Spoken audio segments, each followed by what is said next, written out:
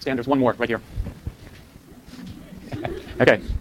All right. The final exam, for those who haven't checked, it's a week from Monday in 234 Hirsch Gym, and you have a total of 3 hours.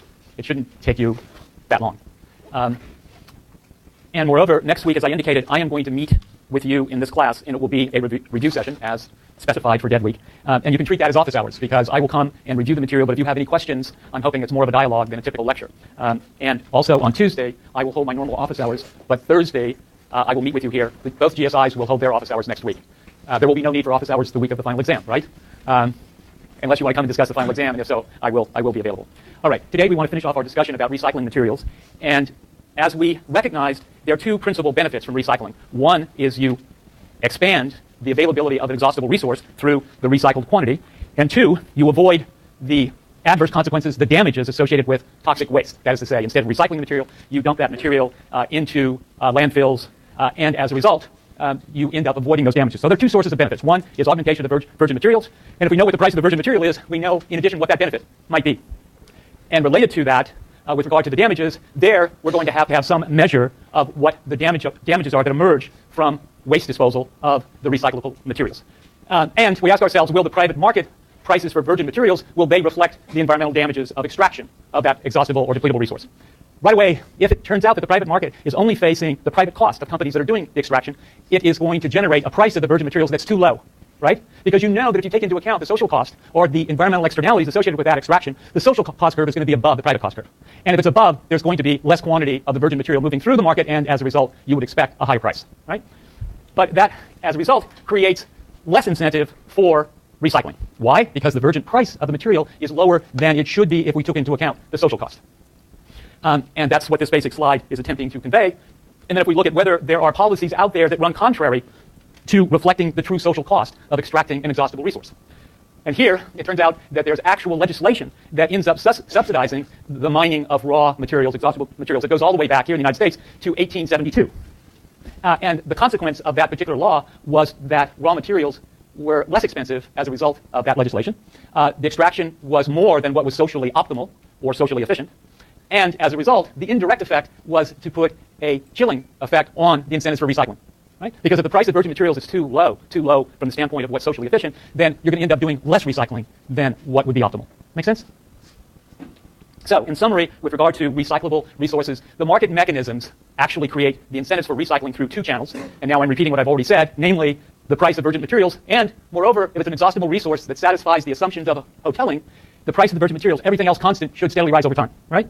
Remember that basic time path of prices? And if so, as virgin material prices rise over time, now I'm sweeping under the rug the question about social cost, right? But if they're rising from the private market, that's going to create more incentives for recycling. And when we look at the marginal damages associated with waste disposal instead of recycling, because populations increase, and in urban areas there's more density in the way of population, there's going to be more marginal damages associated with disposal of recyclable materials as waste. So both of those two channels over time should create more incentives for recycling. But there's no reason to expect that the private market will lead to the efficient level of recycling.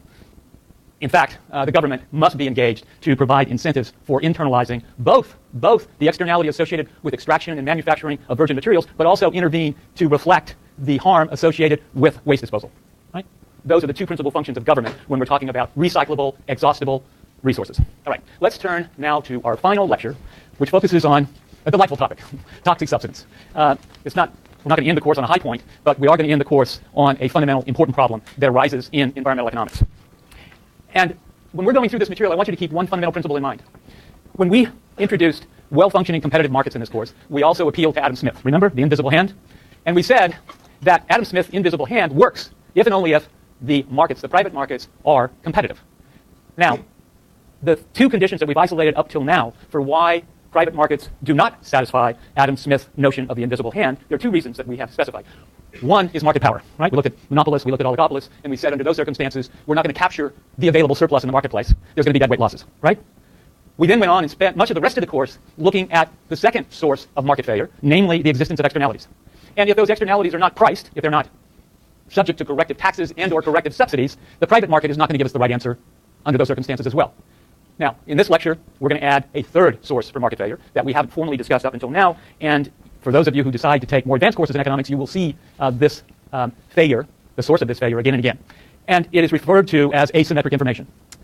And that means nothing more than some participants in the economy have less or more information than other participants, and they use their superior information to their advantage.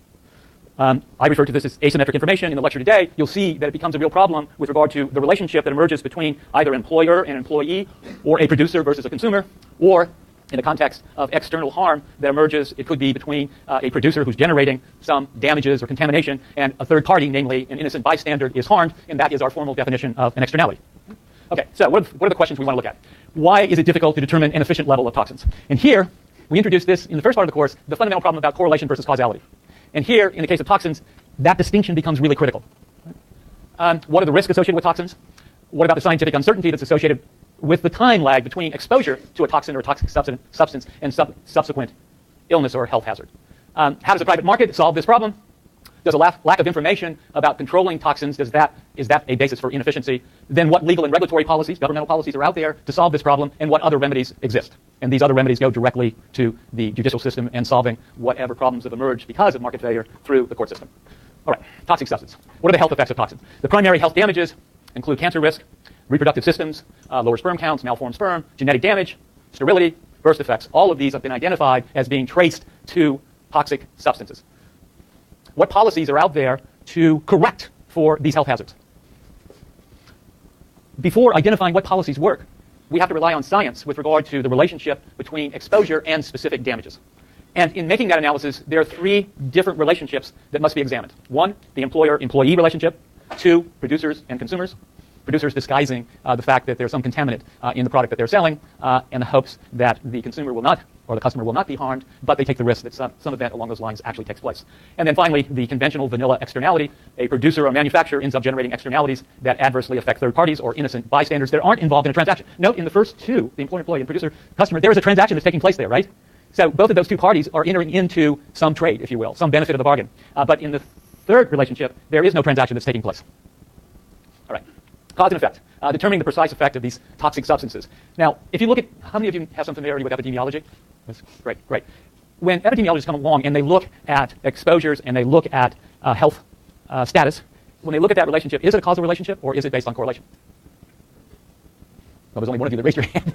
Yeah, it is based on correlation. And sometimes, remember, causality implies correlation, but not the reverse. So we have to be very careful about looking at correlations. There may be some science that supports the correlations that epidemiologists observe, but it's still a difficult problem to sort out what actually causes certain types of cancers. It's not as though the cancer, you can fingerprint the source of what caused the cancer, right? Benzene is a toxic material that's a carcinogen. It's well documented, but at the same time, is it the only causal source for different types of cancers? Agent Orange, dioxin, it's known to cause cancer and birth defects, but to what extent? What is the quantitative causal relationship? Continuing. There are a large number of substances out there. The number of chemicals, as we'll see in a later slide, the number of new chemicals that are introduced in the marketplace, in society, on an annual basis is approximately 500. That's a lot of chemicals. And all of them, even though there's tests that must be conducted before they're approved, there are unintended consequences that frequently emerge. The real difficulty with regard to establishing the causal relationship is that there are long time lags between exposure and the actual detection, or the observability of the detrimental effects. And then there's always uncertainty about what the real cause is of those detrimental effects. Number of substances. There are 70,000 chemical compounds that are actively used in the marketplace. There's 500 new chemicals each year. Some pose little risk at low or infrequent exposure, and it's hard to separate out whether there is minimal exposure that can be assimilated versus continuous exposure that has some compounding impact. To perform the test in a clinical trial context and to do so in a scientific, defensible way is very costly. So result, not much in the way of double-blinded placebo clinical trials are actually conducted on all of these chemicals. The time lags. Here, there is a sharp distinction between acute toxicity, which demonstrate the detrimental effects after a short-term exposure, so it's easy to establish cause and effect. But there's also chronic toxicity, which takes much longer before you can actually identify the causal source for the detrimental effect. In the case of some carcinogens, that time period for chronic toxicity can be up to as much as 40 years. Uncertainty in general. The cause-effect relationship that's identified is difficult to determine, and whatever animal studies are done in laboratories throughout the country may not be transferable to humans. And large doses administered over a short period of time give you far different results. It's the old story about GMOs and force-feeding monarch butterflies. If you give them significant doses, you're going to harm them. If you give them very mild doses, perhaps there's no observable detrimental effect. There was actually a study that was done at Cornell And they actually reported the results, and afterwards the scientists went back and tried to unravel it and discovered that in the laboratory experiment that was designed, these butterflies were force-fed. And you could have probably done them serious harm by force-feeding them anything. So another example is asbestos. We know how contagious asbestos is, but there is the compounding effects that have been identified, namely people that worked in manufacturing plants for asbestos who also smoked had a 30 times larger probability of getting lung cancer than those who were non-smokers.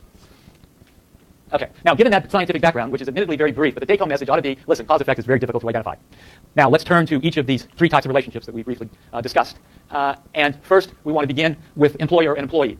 Now there's two polar extremes about the relationship between an employer and employee in general. One extreme basically says there's asymmetric information. The employer is going to take advantage of the employee, and as a result, the private market, that is the institution forming the relationship between employers and employees, will fail. Right? It will fail. So you need governmental intervention. The other polar extreme actually appeals to Adam Smith, and it says, gee whiz, that doesn't make any sense. Employers ought to be concerned about their employees. If they're healthy, they're more productive. And moreover, if they're more productive, it'll turn out that not only will my enterprise be more profitable, but I'll be able to pay higher compensation or salaries to my employees.